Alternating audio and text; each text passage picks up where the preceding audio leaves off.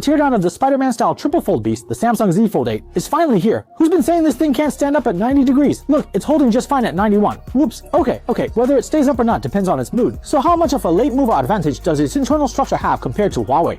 Let's see what we can find out. Wait a minute, what have I just managed to pull off? Oh, damn it all, this is... Congrats on catching this teardown video while you've still got plenty of battery. The Samsung Z Fold 8 just launched for 12,999 yuan, so I grabbed one to tear it down and see how it feels. Everyone says Samsung's foldables are hard to get. If you don't snag one, they might just stop making them. The one I got is called Soft Lavender, but looking at this color, I'm just gonna call it Little Blackie. Alright, let's pull out the big three foldables for a quick comparison. Size-wise, they're like brothers from another mother, basically identical. Well, when you compare them to those typical tall and skinny foldable phones, you'll notice that these three models all fall squarely into the short and stout category. Personally speaking, I find that I much prefer the way this short and stout design feels when I'm holding it in my hand. Now, let's take a closer look at the crease, which is something that I know everyone is quite worried about. If you look at it from the front, it looks like this. It appears to be pretty flat, doesn't it? But of course, everything looks flat right out of the box, so let's go ahead and give it about 70 or 80 folds first. Okay, now let's take a moment to compare the actual crease depth with the Huawei foldable device. Can you guys actually see the difference on your screens at home?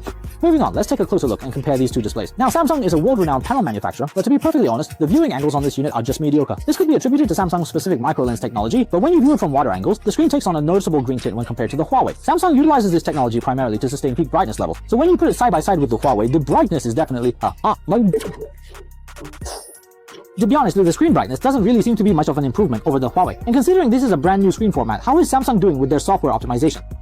Wait a minute, how on earth did I manage to run into a software bug already? However, after spending some time testing it out, I did discover one specific feature that I really quite like, the auto framing tool. It automatically tracks a specific person throughout a video, which is honestly fantastic for filming concerts or fast-paced sports events. Considering it costs 2,000 yuan more than the Huawei, yet the software experience isn't even as polished as what you get on a Redmi. Let's take a closer look at the hardware. I've heard rumors that Apple's upcoming foldables will rely on Samsung's supply chain, so I have to ask, how is the actual build quality inside this Samsung foldable?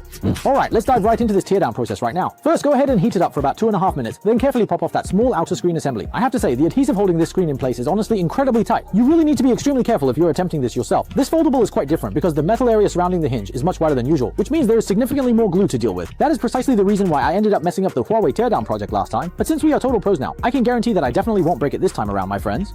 Alright, let's continue to apply heat to this for a little longer, and then we can carefully remove the outer shell. Yes, that is exactly how it should be done. There we go. Perfect.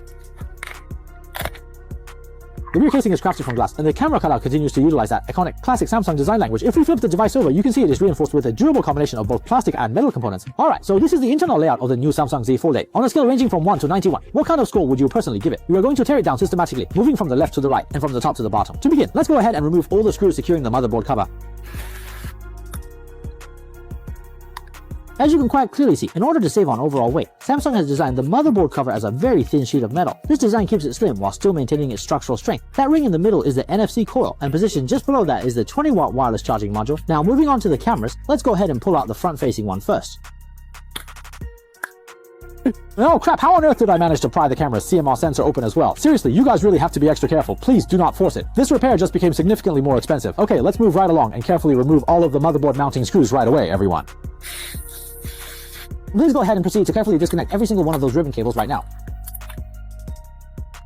The motherboard itself is still sporting that iconic classic Samsung green color. In terms of raw performance, it is packing the Snapdragon 8 Gen 5, which is absolutely the current ceiling for foldable device performance. The main and ultra-wide camera cables are located on the back of the board, so let's go ahead and get those disconnected now.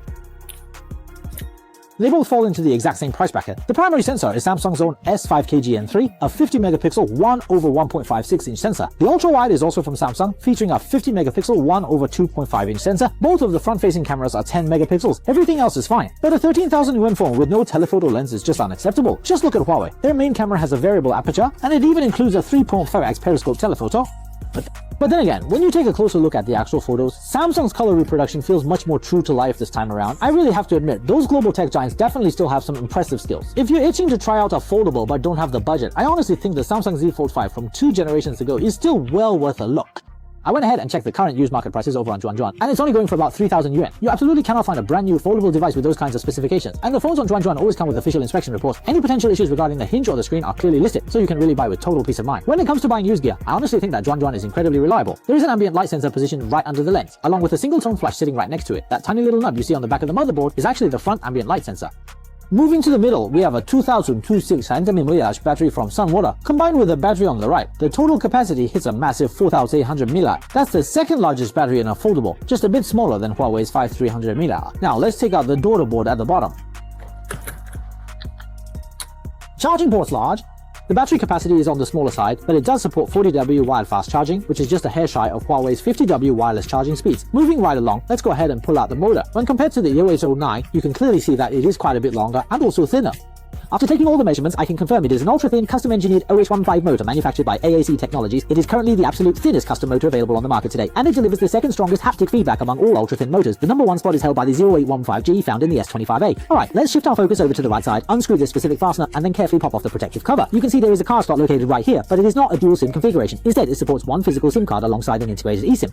Moving right along, the cover features an integrated, ultra-thin 16-17 speaker unit manufactured by AAC. Samsung opted for a long slotted design for the speaker grille. Honestly, I haven't seen one of those in quite a long time. By way of comparison, Huawei utilizes a much more traditional round hole design. Let's go ahead and perform a quick sound test. Alright, which